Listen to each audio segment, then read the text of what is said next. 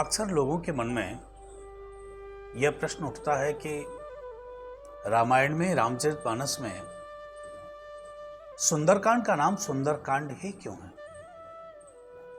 सुंदरकांड इसलिए है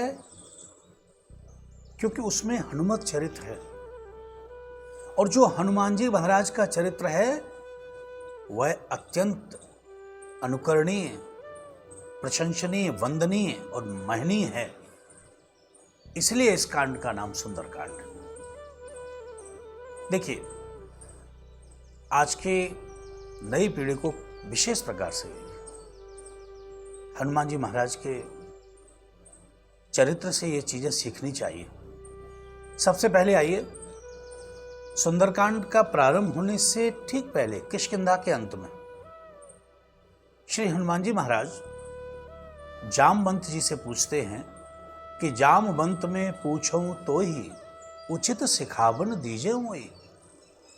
हे जामवंत जी, आप मुझे उचित मार्गदर्शन दें कि क्या करना है।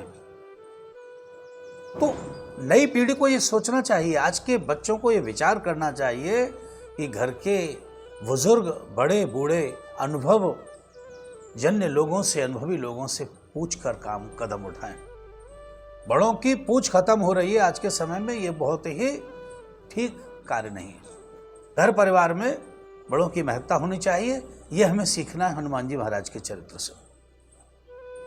दूसरा, जब हनुमान जी महाराज सुंदरकांड का प्रारंभ हो गया और समुद्र संतरण पर, समुद्र यात्रा पर निकलते हैं,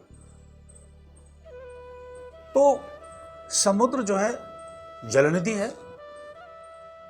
तो मैनाक पर्वत से जाकर कहता है कि देखिए, तुम्हारे ऊपर श्री हनुमान जी महाराज के पिता पवन देव के उपकार है, आप इनको विश्राम दीजिए।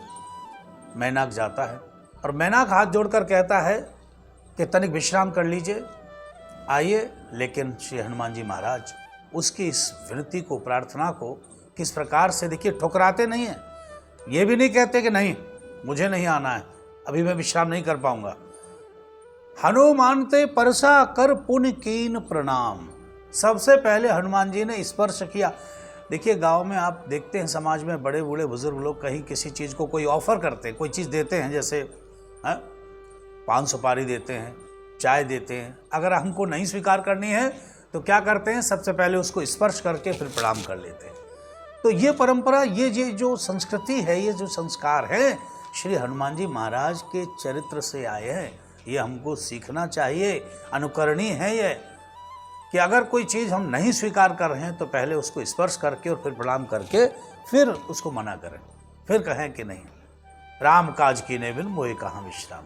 भैया, जब तक राम जी का काम नहीं हो जाता तब तक मुझे विश्राम कहाँ है। तो इस प्रकार से नई पीढ़ी को श्री हनुमान जी महाराज के चरित्र से, कार्यों से, उनके गुणों से हमें सीखना है, सीख लेनी चाहिए। और इसीलिए इस कांड का नाम गोस्वामी तुलसीदास जी ने सुंदर कांड रखा है। इसीलिए सुंदर है, और सुंदरकांड की सुंदरता यही है।